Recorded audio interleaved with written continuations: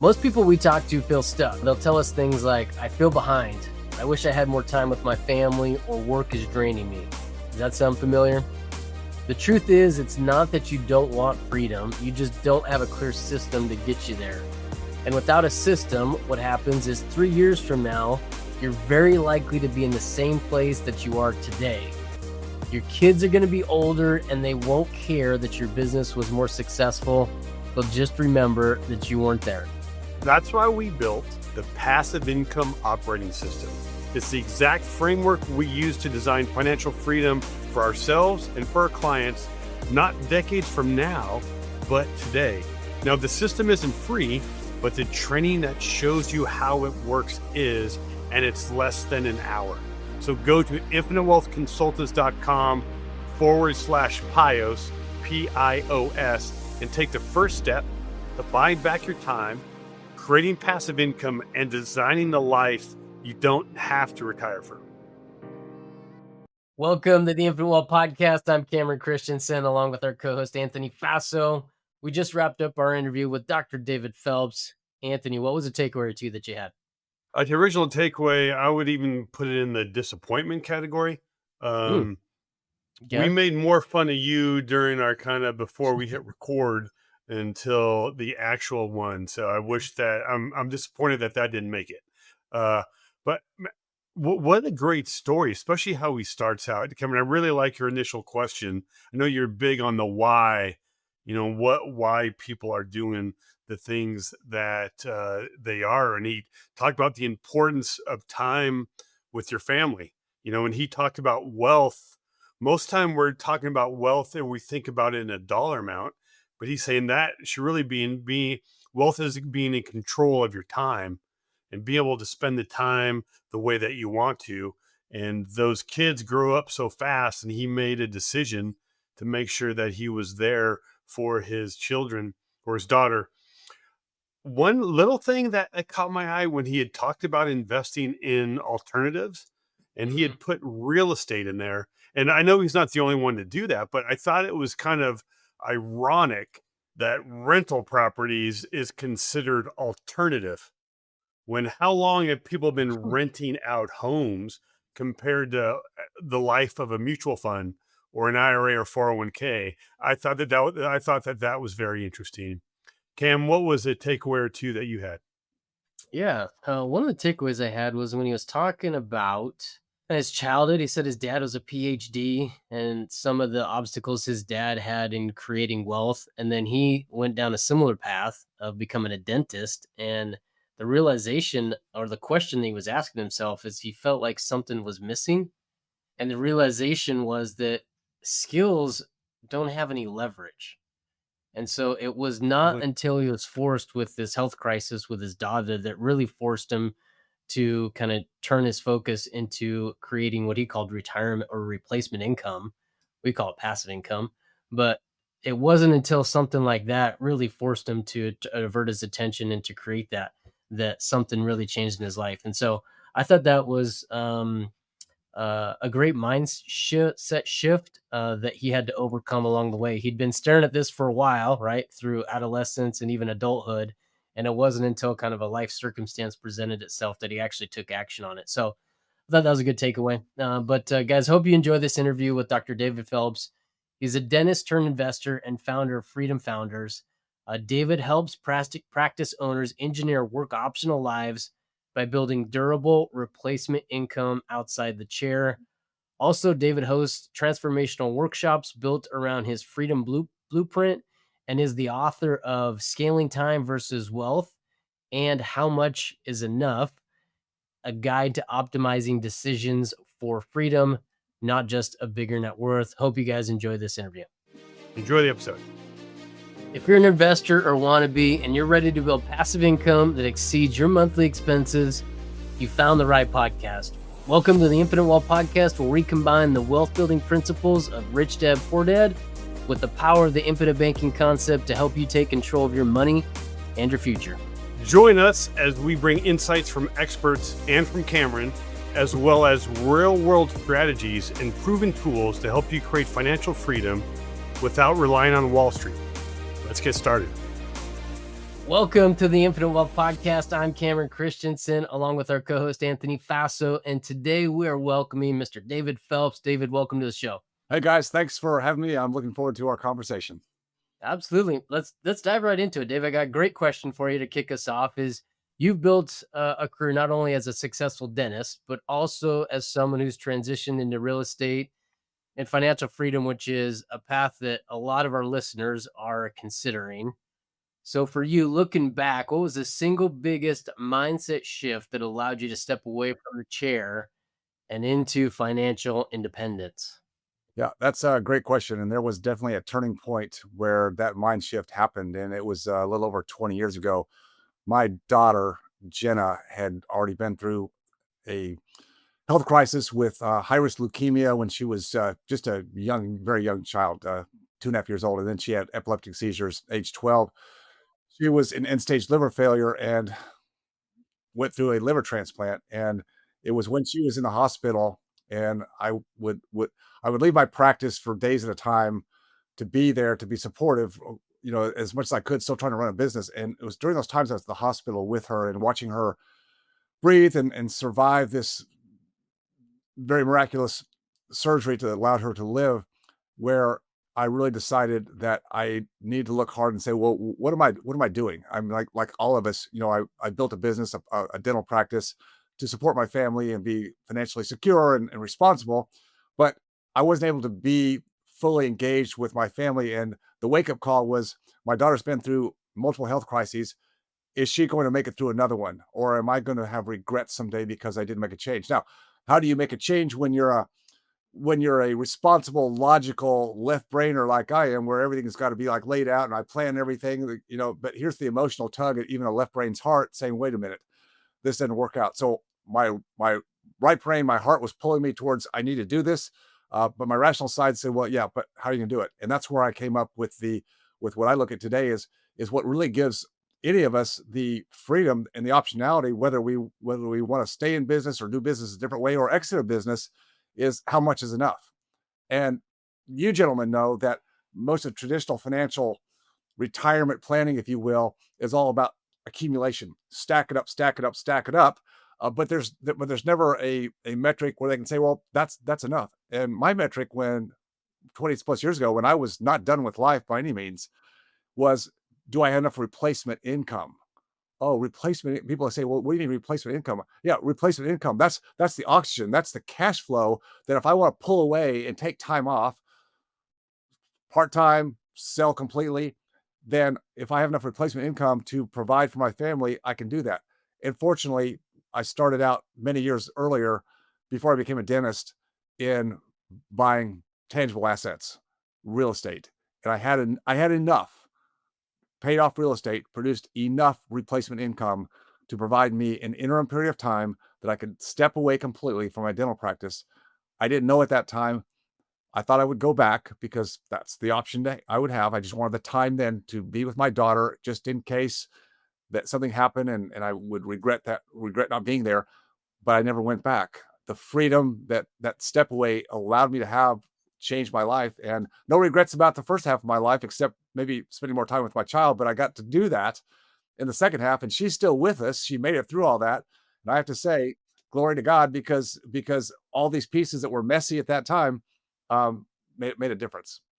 Well, David, thanks. I mean, I'm glad you tightened that, gave us the kind of the end of the story there, because honestly, I was going to ask the status of your daughter, and I was a little nervous of what that was. So I appreciate you sharing. That had to be a very difficult time, and it's one thing that hit me is, well, a couple things. One, oftentimes with kids, I tell you, my mom wanted me to be a doctor, right? It kind of back in that day is like, oh, you want to be a doctor, you want to, or a dentist or an attorney or some sort of professional. But all of those careers, I mean, the more success you make, the more time and stress you have. And oftentimes we find out the really that breaking point. That was a really good question, Cameron. But a lot of it is that family time. Like these kids get old so fast that we only have so much time with them. So, David, I appreciate you sharing that. I am curious because most dentists, and tell me if I'm wrong, aren't buying rental properties. They're kind of more doing the 401k or traditional financial planning. I'm curious what happened. Why were you are even when you were in the midst of it, you were already looking at more, as you claimed it, tangible assets, or we like call them real assets. Yeah. How were you? What made you open to that idea? I think it's just kind of how I was built. If I go back to my really early young years when I was at home with my family, I had very good parents that didn't didn't provide more than the very basics to myself and my sisters, which I'm very thankful for. If we wanted, or if I wanted something better, like I love to play tennis, so if I wanted, back then it was Stan Smith. I'm really showing my age now, but Stan Smith Adidas tennis shoes was what the best players in my era were. But my parents wouldn't buy this. Like, go to Kmart. Well, I'm also that's another not dinosaur. And so I had to go out and earn the money. My point, so and for that, or a better tennis racket, or what another example was, typical family back in the '60s, one central black and white TV, with a turn dial, and so when you sat there with your younger sisters, it was like democracy. I didn't get to choose what I want to watch. I had to watch what they want to watch most of the time. And so I went and bought my own little black and white for my room. Now my parents would never do that for me. So I had to learn what independence was and how to, at that point in my life, make money. That curiosity, I think, stemmed into me reading books when I was in college, and certainly going down the path of the profession that you mentioned, Anthony, the first part, because the profession is supposed to give you stability and, I say stability, not financial freedom, because Cameron, you said it very well. When you're dependent upon your skills, which is not a bad thing. I mean, to have training and have skill sets that you go out in the world and trade your time, your skills for compensation. That's why we get started. But there's no leverage to that. That's the problem. So I kind of had that in my mind, and so I read books when I was in college before I was going to dental school, and I wanted to learn how to be a better, investor. I knew the word investor, but I wanted, like, what does that mean? Because I had stories with, my dad was also a physician, in a very good physician, but I heard the stories, when I was older, my parents talking about my dad would, invest in, what the local guy would tell him, hey, you need to buy some. I remember Orange Grove in Florida, and I remember he invested in some Orange Grove in Florida, and they're like, all I heard was what froze. It's like frozen orange, no good. And there was other stories like that, and so I thought my dad tried. He tried, but I decided I'm going to put some focus on this thing called investing. And so when I read books about the traditional Wall Street model, and then I read books about real assets, and really for me it was real estate. It just made more sense. I could actually see, feel, touch, and I could understand what this real estate was, because I'd lived in a house. I knew what a house looked like. That makes sense. I don't understand mutual funds and ETFs and all this other stuff. So I just started learning how to buy real estate when I was still in my first year of dental school, and then I just kept doing it. So that was really where it all came from. I think, going back in time. David, with a lot of the professionals that you work with, what are some of the unique challenges that they face financially? Good question. Oh, Yeah, well, I think it goes back to that. Wall Street is a very, very good marketing engine. They have a lot of salespeople out there in the media telling business owners and professional people that you need to focus on what you do well and let us take care of your money for you. And people buy into that. And they try to make finance very complicated. Well, you can't do this. So just, put your money over here, and put it in the tax deferred 401k, which is very traditional in professions. Like, you got to have that 401k because you need the tax deduction, you need the write off. And then of course your money's going to compound, and it'll all be there when you get there. And then as I work with many of our professionals, as they're getting further down the line in their career, so they're approaching their 50s maybe, and they're starting to look ahead and go, what does an exit potentially look like? What is, like, retirement? Maybe not ready to do it today, but I kind of want to see what that looks like. They go to the financial planner, advisor, whoever it might be, and that person will tell them, well, gee, Bob, I think you're going to be okay as long as as long as there's not a downturn, a correction in the market in the first 2 or 3 years. Or as long as there's not, it looks like you're going to be good till like maybe age 92 if we plug all this stuff into our algorithms. And my colleagues go, well, that's not the answer I was looking for. I want something a little bit more concrete than hoping and praying and maybe and age 92. Well, So and you don't want to hear the so long as dot dot dot. nobody wants to hear that. I mean, that's the worst thing for a professional who is built on precision and Yeah. measure 3 times before you cut.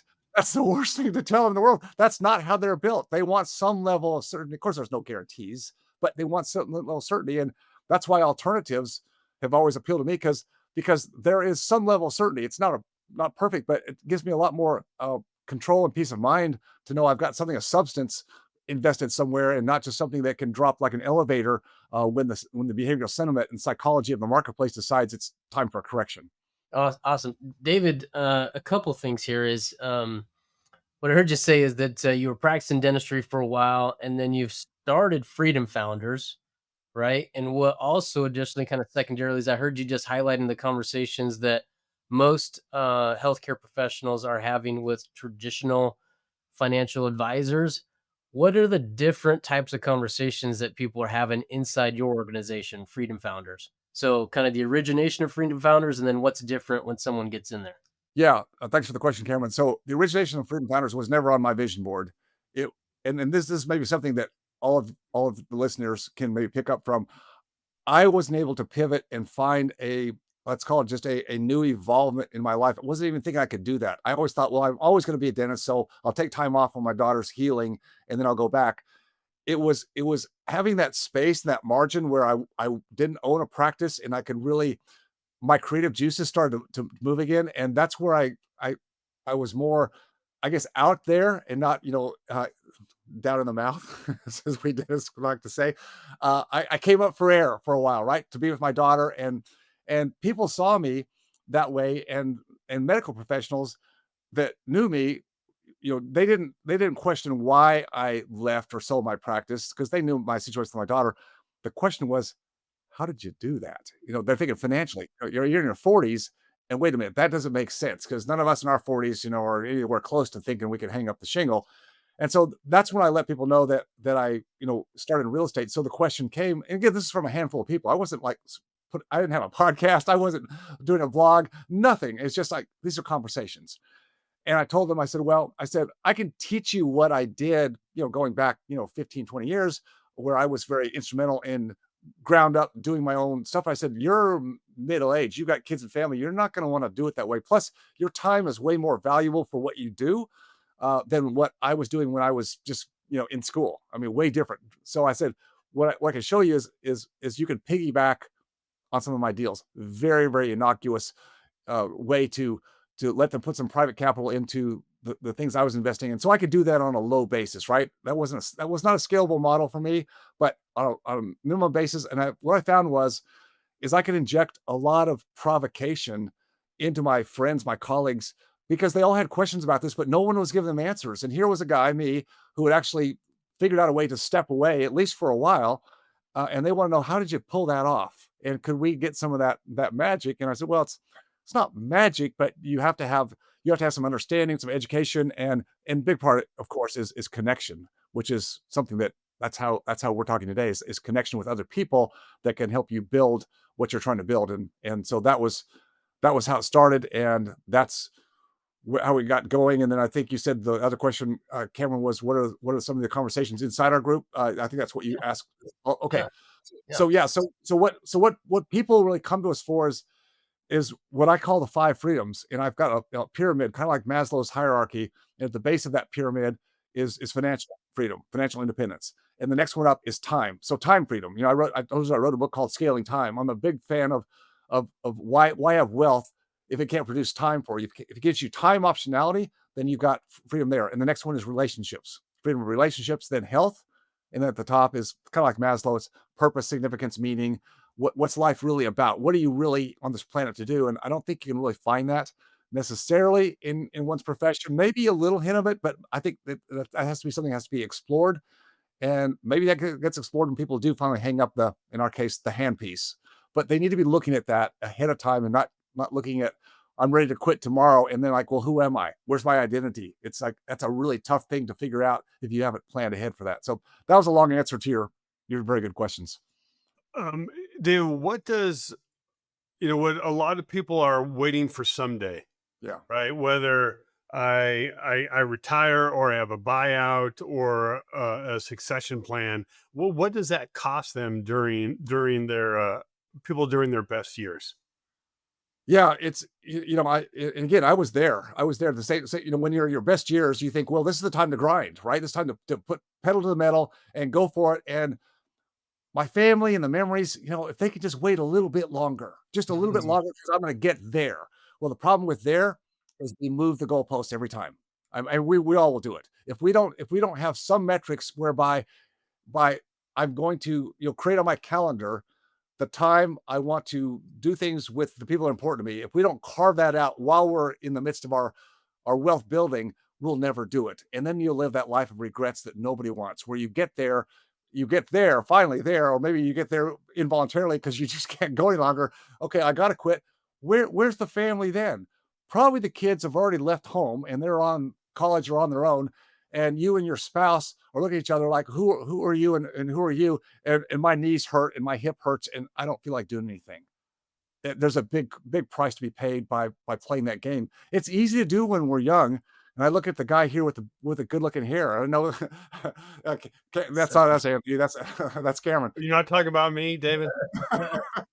But see, it's easy for young people to say, I got all this time. I got plenty of time. Everybody will kind of wait for me to get to where I want to be, and then we'll rejoice and have this happy life. It's like, don't do that. You have to carve it out in increments as you go. man, I love that. One of the things I wrote down was, how did you do that? Right? And then you started highlighting some of the problems that healthcare professionals are facing: burnout, the delayed gratification, relying on Wall Street, right? So, Freedom Founders provides a different path. Who would you say Freedom Founders is for, and who's it not for?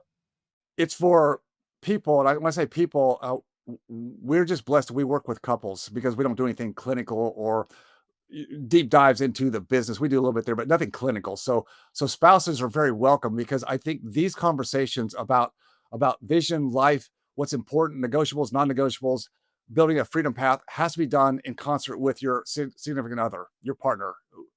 It has to be done there because you can't do it solo. So so the big piece is if you're a couple that is having the same kind of questions that we're talking about here today about, okay, we're successful and we've got a family and we have a good lifestyle and we can take the trips, but my gosh, he or she or maybe both parents are busy, in their respective careers and just pushing pedal to the metal, and they're not seeing a progression where they can actually feel at peace to take some of that time off. If you're in that position, now's the time to at least take a time out or pause and say, how are we going to reimagine the vision we had when we started out in life, whether it was 10, 15, 20 years ago, when we had all of our dreams and aspirations and we've gone forth and done it, but something's missing. Something is not quite there, and we're not seeing how we're going to get there anytime soon. That's a time to really say, hey, can we be vulnerable? Can we be authentic? And that's where I think Freedom Founders works really well because we get really vulnerable with people, and then we reverse engineer. We talk about where do you want to be in a year, 3 years, 5 years. We go out 10 years, and then reverse engineer and bring it back to, okay, where are you today, and what's important, what's not, what are the things you're living for today or putting your time into that really it's not that important, but you can't do it until you have the conversation. And you don't have to be in full agreement with your spouse, but you've got to have come to some agreement as to where there's a commonality, right? And I think we all know that in our respective marriages, it doesn't, not just about freedom or business or life, but in every conversation we have, if we're not having conversations, we're gonna pull apart, and then there's gonna be resentment, and resentment doesn't bode well for any partnership over the long term. Okay, David, one of the cool things I think that you set up is this community with the Freedom Founders. Can you maybe explain how being part of that community has helped people make better financial decisions? Yeah, I think it really comes down to the fact that, entrepreneurs, business owners, small business owners, it's a small group of people, and we have our own special problems and challenges. But we also chose that, right? So it's not like we're beating ourselves up, and we chose these paths. So it's a little bit of a lonely world out there, and most of the people in the professions in my world, they'll go to their trade conferences, dental association meetings, or dental CE, and everybody needs to do that. You've got to do that, and that's how pat your chest and go, yeah, I'm getting good, I'm getting better. Okay, no problem, right? But there's no real talk again about the things we're talking about. So Freedom Founders, I would say, is a quote. I'll put this in air quotes, safe place. But it is a safe place. It's a place where you can come and no one is judging anybody. And in fact, I won't let anybody do that because I start first with my wife and we talk about the stuff that we have to deal with because we're like real people. It's like we haven't like made it and figured everything out. We're always figuring stuff out. So we kind of break the aura of I got to show up like I do to my dental meetings and go, well, I'm good. I'm 25 years in and my practice is doing great. And I just took this big CE course. I've got these credentials. Yeah. Can we just put all that aside and just say what's real? And so when you can really get down to what's real, then all the tangible, tactical investment moves that everybody wants to get to, because everybody wants that bright, shiny, like, well, give me that thing, because I think that's going to do it. It's not the place to start. You got to start with the higher vision, the concept, the philosophy, then go down to strategies, and then go to the tactics. Because everybody wants tactics. Like everybody comes initially to Freedom Founders goes, well, show me how we can get XYZ leverage or ROI to this. That. I go, stop. That's not where we start. We'll move in that direction at the right time. Awesome. David, what I'm hearing is that you've built kind of a system community that emphasizes education and clarity over products, Yeah. right? Yeah. For And sure. I would say that, yeah, which is different than most of the industry out there. Almost everybody kind of leads with a product, and that would be our focus as well. So we always open with education. We're trying to get people educated before we can make a decision. But one thing that we focus on is infinite banking, creating liquidity and control. How do you see tools like infinite banking complementing the bigger picture of financial freedom?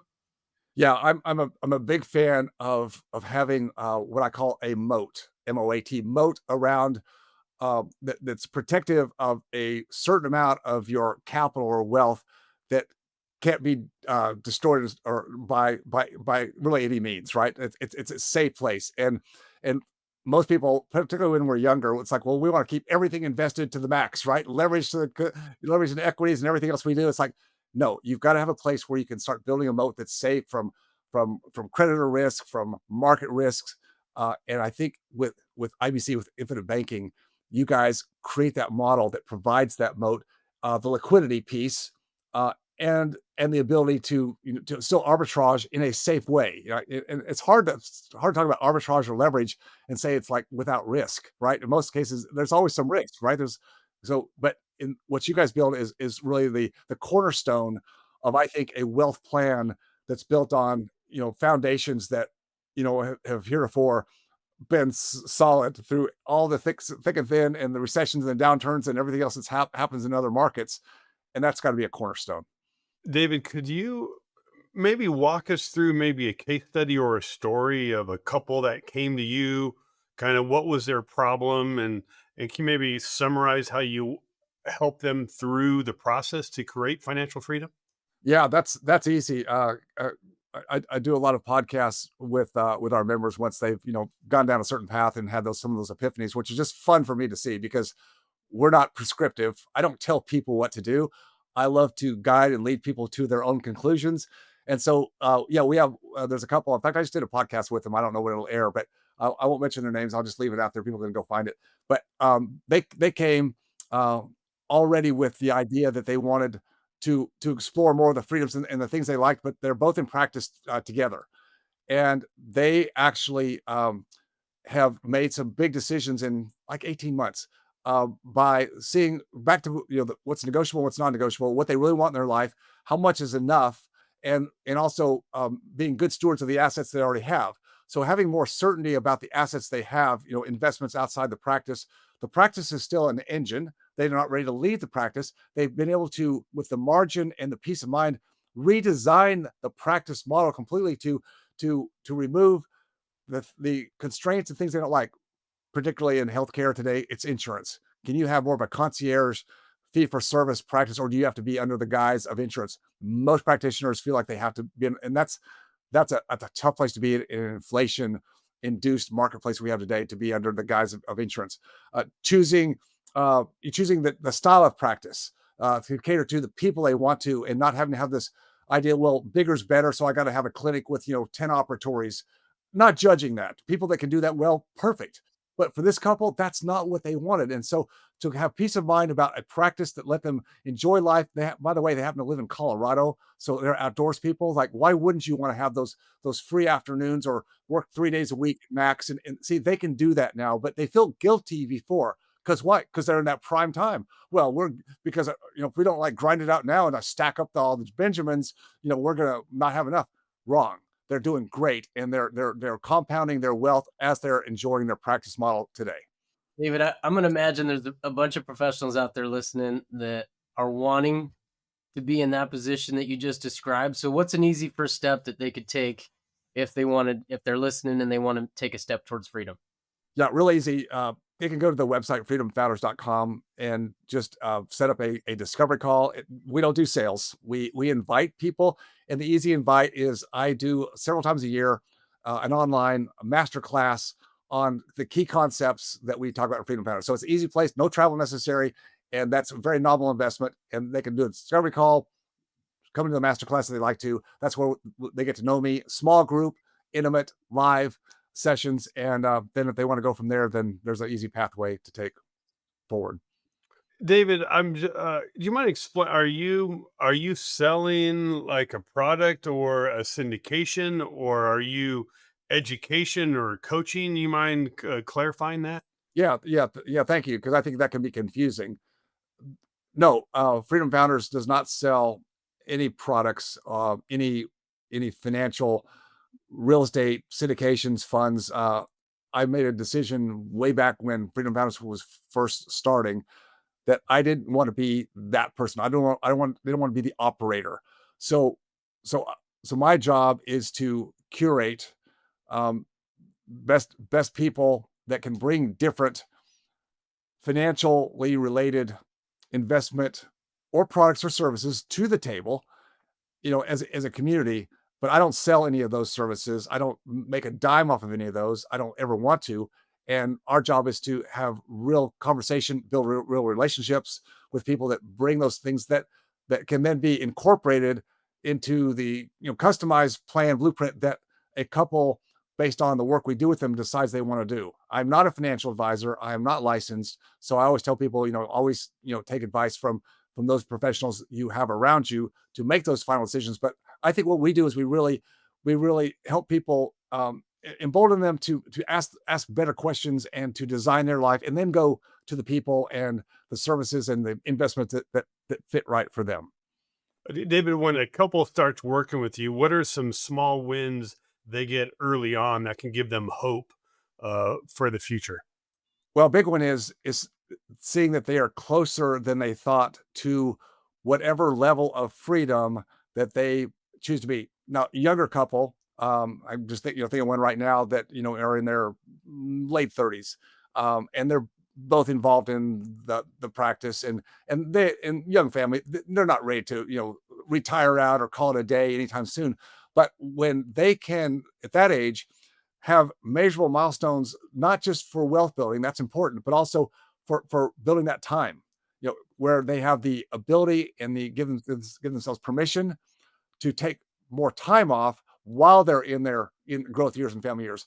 So that's a big win for that category. On the other end of the spectrum, let's say those who are still grinding it out, and maybe feeling the pressure of physically and emotionally of the years of being in practice, but not feeling confident that they have enough or know how their money is going to work for them, that they've been stacking away in the traditional retirement vehicles. Now they don't know, well, how's that going to work? They would like to see something more than just a drawdown, depletion model. And so that's why they come in. As soon as they can see that there's different avenues then it gives them the peace of mind. Say, okay, now I can cut the cord. I can go forward with putting my practice on the market and make a move. Until then, they're in a stalemate. And those couples, typically in their 60s, where they still have good life left in them and they can do things. But if they wait too much longer, life has a way of taking away those options. And so I love it when they can say, we made the decision. Now we're going forward and making the moves that we never thought we could because we were just, confused and uncertain about our future. David, if you don't mind, I want to dive into that. You made a great point there, this idea of kind of waiting. So you said that life has a way of kind of taking away options, but what is the danger of somebody listening and waiting, let's say another 5 or 10 years before they kind of take that step forward? Yeah, because none of us know. We all think, no matter, even if we're in good health, none of us know when something can happen. And that's not to be morbid, not to be pessimistic. It's a reality I think we have to look at. And it with my daughter's situation, it made me more intentional about thinking that way. Again, I don't wake up every day and go think, something's going to happen and my wife's going to be gone tomorrow. My daughter, I don't think that way, but I'm also thinking I don't want to take things for granted. And I think if you can look at life that way, let's not take it for granted, be more intentional about not waiting.